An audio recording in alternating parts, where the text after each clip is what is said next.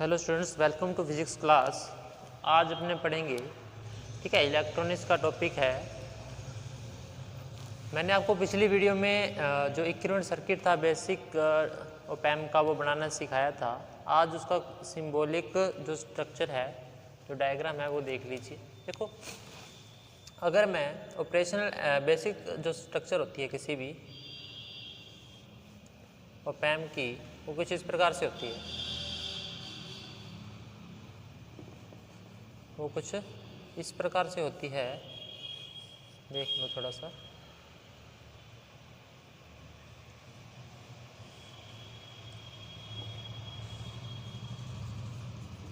ठीक है, यहाँ पे प्लस VEE और minus VCC base current resistance यहाँ पे भी आएगा। यहाँ पे आउटपुट्स आएंगे। ये ट्रांजिस्टर है Q1 और Q2, ठीक है।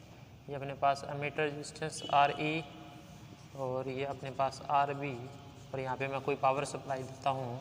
कुछ इस प्रकार से अपने पास उसका बेसिक सर्किट होता है। लेकिन मैं इसका जो सिंबॉलिक डायग्राम बनाता हूँ कुछ इस प्रकार से बनाता हूँ, ठीक है। इस प्रकार से सिंबॉलिक डायग्राम इसका बनाया जाता है। ये नेगेटिव, ये positive, 2 number terminal, 3 number terminal, 4 और 7। ये नेगेटिव पावर सप्लाई, ये पावर पॉजिटिव अपने पास, और अपने पास आउटपुट। इस प्रकार से जो इसका अपने पास क्या होता है, सिंबॉलिक डायग्राम बनाते हैं किसका, बेसिक सर्किट का। लेकिन मैं अब इक्विवेलेंट सर्किट का जो आपको डायग्राम मैंने बनाना सिखाया था, ठीक है, उसके लिए अगर मैं सिंबॉलिक डायग्राम बनाऊं तो कुछ इस प्रकार से है। बस आपने ध्यान रखना है, सिंबल एक सिंबल होता है, इसका कोई भी अपने पास कुछ नहीं कर सकते। ये एक सिंबॉलिक डायग्राम ही होता है हमेशा, ठीक है। ठीक है, ये नेगेटिव, ये पॉजिटिव, ये गेन AVID, ठीक है। अपने पास VCC माइनस VEE, ये R0, ठीक है। ये अपने पास RB, कुछ भी लगा सकते हो आप, इसको R सीधा R लगा लो आप, ठीक है। और ये अपने पास इन्वर्टिंग टर्मिनल, आउटपुट टर्मिनल, और ये अपने पास आउटपुट टर्मिनल VO जो कि आएगा AVID, ठीक है। अगर ये V1 है, ये V2 है, तब ये आ जाएगा V1 माइनस V2, ठीक है। ये इसका इक्विवेलेंट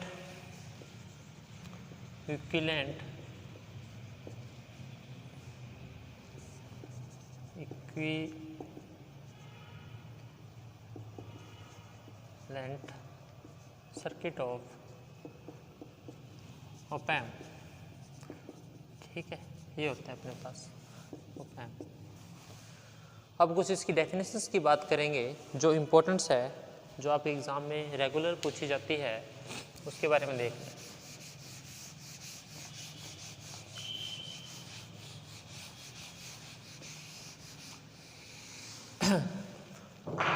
सबसे पहले मैं बात करता हूँ, वो है आउटपुट ऑफसेट करंट, ठीक है। सॉरी, करंट नहीं, output offset voltage, output offset voltage, ठीक है। इसको आप लिख सकते हो VOC, VO, ठीक है, VO लिख सकते हो, या आप VO वोल्टेज का साइन आ जाएगा, ऑफसेट आ जाएगा यहाँ पे, ठीक है। देखो, इसका क्या मतलब है कि अपने को पता है कोई भी अपने पास ऑप एम्प है, उसके अंदर दो तरह के ट्रांजिस्टर होते हैं, Q1 और Q2, ठीक है। वो सारे जो ट्रांजिस्टर है एक ही चिप पे लगाए जाते हैं। जो सर्किट पूरा बेसिक सर्किट होता है किसी भी ऑप एम्प का, वो एक बेसिक चिप पर ही प्लॉट किया जाता है, ठीक है। लेकिन ये जो ट्रांजिस्टर अपने आइडियल कंडीशन में पढ़ते हैं कि हमेशा इक्वल होते हैं, आइडियल कंडीशन में पढ़ते हैं कि ये हमेशा इक्वल होते हैं, लेकिन रियलिटी में ऐसा नहीं होता। इनमें कुछ ना कुछ तो डिफरेंस होता ही है। कभी बीटा की वैल्यू में डिफरेंस आ सकता है, ठीक है। कभी इनके एम्पलीफाई करने की, एमिट करने की, कलेक्ट करने की चार्ज को, उनकी वैल्यूज़ में फ़र्क आ सकता है, ठीक है। तो इस कारण ये अपने पास एक डिफरेंस तो आएगा ही, है ना। क्योंकि ऑपरेशनल एम्पलीफायर एक डिफरेंशियल एम्पलीफायर होता है, जितना भी इनपुट पर अपने पास इसको इनपुट दिया जाता है उसको क्या, इसको डिफरेंस को क्या करता है, ये एम्पलीफाई करता है। डिफरेंस को क्या करता है, ये एम्पलीफाई। ठीक है। तो इन दोनों के कारण एक बात और देखना, इनके जो इनपुट्स है ना, मैं यहाँ पे कोई भी वोल्टेज नहीं दे रहा हूँ, ठीक है, नो इनपुट, ठीक है, नो इनपुट। तो आप कह रहे हो कि अगर हमने इनपुट नहीं दिया तो आउटपुट कैसे आएगा, तो वो आता है अपने पास माइनॉरिटीज कैरियर्स के कारण, ठीक है, जिसको अपने बोलते हैं हिंदी में अल्पसंख्यक अवेशवाहक, ठीक है, इनको बोल सकते हैं कैरियर वाहक, ठीक है। अब देखो, ट्रांजिस्टर दोनों कभी सेम नहीं होते, लेकिन ट्रांजिस्टर की एक प्रॉपर्टी होती है कि अगर इसमें कोई भी इनपुट नहीं दे फिर भी ये कुछ ना कुछ वैल्यू आउटपुट में अपने को शो करता है, ठीक है। तो इस आउटपुट की वैल्यू अगर इक्वल हो, आउटपुट की वैल्यू जो दोनों के द्वारा बिना इनपुट के जो आउटपुट की वैल्यू आ रही है वो इक्वल हो, तब उनका डिफरेंस क्या होता है, 0। लेकिन अपने को पता है कि दोनों की जो कैरेक्टरिस्टिक सेम नहीं होती कभी भी, तो इनके आउटपुट में थोड़ा बहुत डिफरेंस आएगा। इस थोड़े बहुत डिफरेंस को ऑपरेशनल एम्पलीफायर क्या कर देगा, एम्पलीफाई कर देगा, ठीक है, एम्पलीफाई कर देगा। जो अपने पास दो आउटपुट है, इनके जो डिफरेंस को ये ऑपरेशनल एम्पलीफायर क्या करेगा, एम्पलीफायर कर देगा, और अपने पास आउटपुट में कुछ ना कुछ सिग्निफिकेंट वैल्यू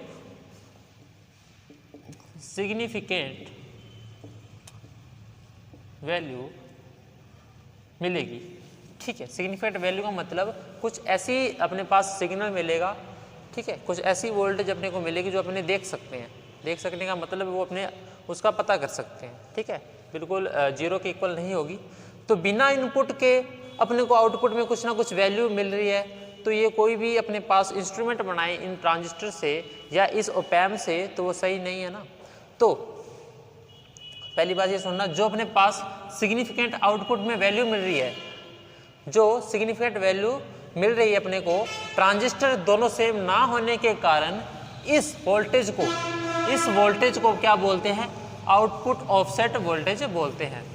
इस वोल्टेज को क्या बोलते हैं, आउटपुट ऑफसेट वोल्टेज बोलते हैं, ठीक है। दोबारा सुनो, मैंने ऑपरेशनल एम्पलीफायर पे कोई भी इनपुट नहीं दिया, लेकिन फिर भी अपने पास आउटपुट में कुछ ना कुछ एम्पलीफाइड वोल्टेज मिलती है। इस वोल्टेज को क्या बोलते हैं, आउटपुट ऑफसेट वोल्टेज। इस वोल्टेज को क्या बोलते हैं, आउटपुट ऑफसेट वोल्टेज। ऐसा क्यों होता है, इसके कारण है कि दोनों के जो ट्रांजिस्टर है उनमें कैरेक्टरिस्टिक सेम नहीं होती। कैरेक्टरिस्टिक सेम नहीं होने के कारण जो उनमें माइनॉरिटीज कैरियर्स होते हैं, यानी अल्पसंख्यक आवेशवाहक जो होते हैं, उनके कारण कुछ ना कुछ वोल्टेज अपने को मिलती है जो कि एम्पलीफाइड होती है अपने पास, ठीक है। उसको क्या बोलते हैं, आउटपुट ऑफसेट वोल्टेज। लेकिन अपने को क्या चाहिए, एक आइडियल ओपैम्प चाहिए, एक आइडियल ओपैम्प चाहिए, ठीक है। एक आइडियल ओपैम्प चाहिए तो क्या करना होगा, जो सिग्निफिकेंट वोल्टेज मिली है, जो अपने पास आउटपुट ऑफसेट वोल्टेज मिली है, इसको क्या करना पड़ेगा, अपने को 0 करना पड़ेगा। इस आउटपुट ऑफसेट वोल्टेज को अपने क्या करना पड़ेगा, 0 करना पड़ेगा। अब सुनो, इसको 0 करने के दो तरीके हैं अपने पास, ठीक है। एक डेफिनेशन आपकी होगी आउटपुट ऑफसेट वोल्टेज की। अब इस आउटपुट ऑफसेट वोल्टेज को क्या करना है अपने, 0, जो अपने पास आउटपुट मिलेगा अपने पास, ठीक है, जो अपने पास आउटपुट मिलेगा अपने पास, अभी 0 है यहाँ पे, ये भी 0 वोल्टेज दोनों पे अप्लाइड है, ये नेगेटिव है, ये पॉजिटिव है। सर्किट्स अभी मैं कंप्लीट नहीं कर रहा हूँ, एक थोड़ा सा जनरल बात आपको बता रहा हूँ कि जो आउटपुट मिलेगी अपने पास, या तो वो नेगेटिव डिफरेंस में होगी या पॉजिटिव होगी, ठीक है, नेगेटिव होगी या पॉजिटिव होगी, इसके अलावा वो कुछ भी नहीं हो सकता। अगर अपने पास नेगेटिव वोल्टेज मिलती है, अगर अपने पास नेगेटिव वोल्टेज मिलती है, मान लो अपने पास बिना इनपुट के नेगेटिव 5 वोल्टेज अपने को आउटपुट में मिलती है, तब अपने को क्या करना होगा, इसको 0। तो इसको 0 करने का एक तरीका तो ये है कि मैं पॉजिटिव टर्मिनल पर +5 वोल्ट का अपने पास क्या लगा देता हूँ, सप्लाई लगा देता हूँ, जिससे क्या ये दोनों क्या हो जाएंगी, कैंसिल हो जाएगी, अपने पास आउटपुट क्या आ जाएगा, 0। आउटपुट अपने पास क्या आ जाएगा, 0। अच्छा, ये जो मैं वोल्टेज अप्लाइड कर रहा हूं ना, ये इस वोल्टेज को, मतलब ऐसी वोल्टेज इनपुट पे जो अप्लाइड की जाती है जो कि आउटपुट को जीरो कर दे, जो कि आउटपुट को जीरो कर दे, उसको बोलते हैं input offset voltage. Input offset voltage, ठीक है, इनपुट ऑफसेट वोल्टेज।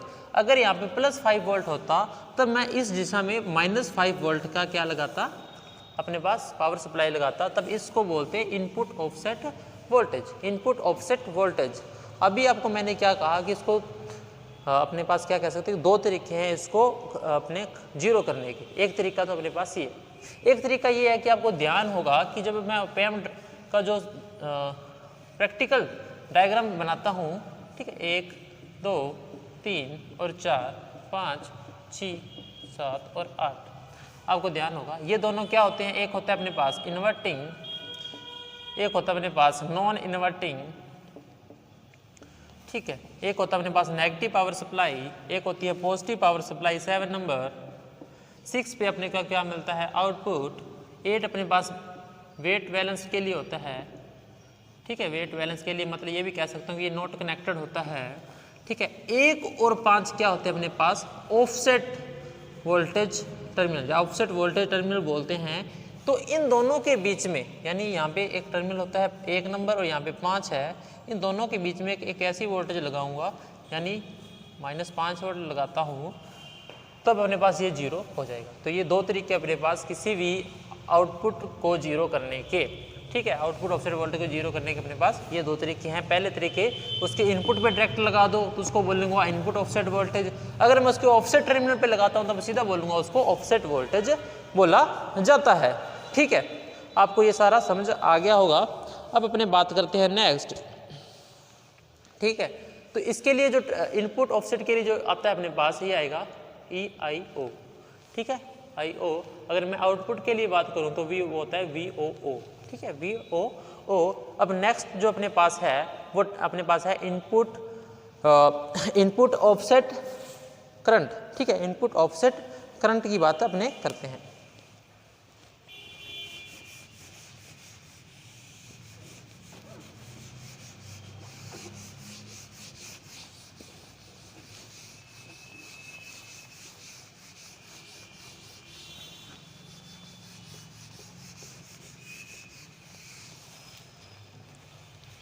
ठीक है, इनपुट ऑफसेट करंट,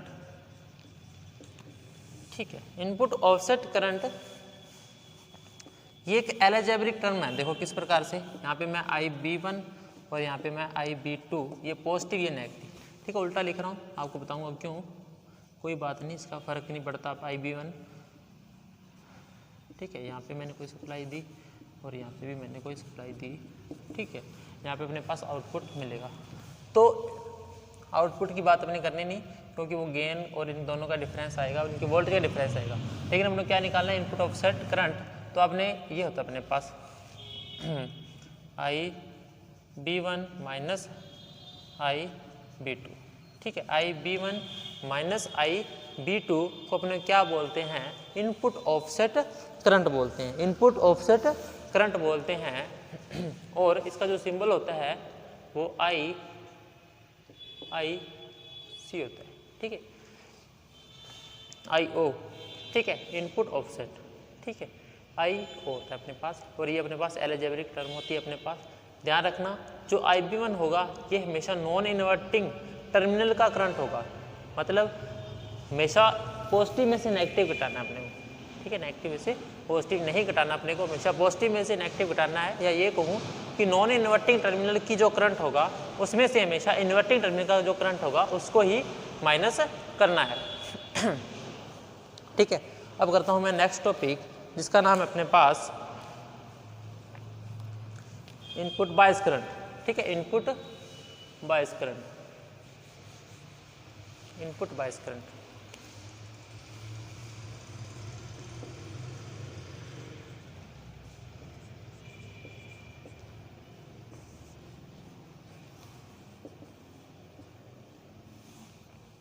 ठीक है, ये अपने पास, ठीक है, ये होता है अपने पास IB1 प्लस IB2/2, ठीक है। यानी जितने भी दो टर्मिनल होते हैं उन दोनों का एवरेज को क्या बोलते हैं, इनपुट बायस करंट बोलते हैं, ठीक है। ये इसकी डेफिनेशंस है, बाकी कुछ डेफिनेशंस और भी है, वो करेंगे अपने नेक्स्ट क्लास में। आज के लिए इतना काफ़ी है, अगर कोई डाउट हो तो कमेंट कर देना। धन्यवाद।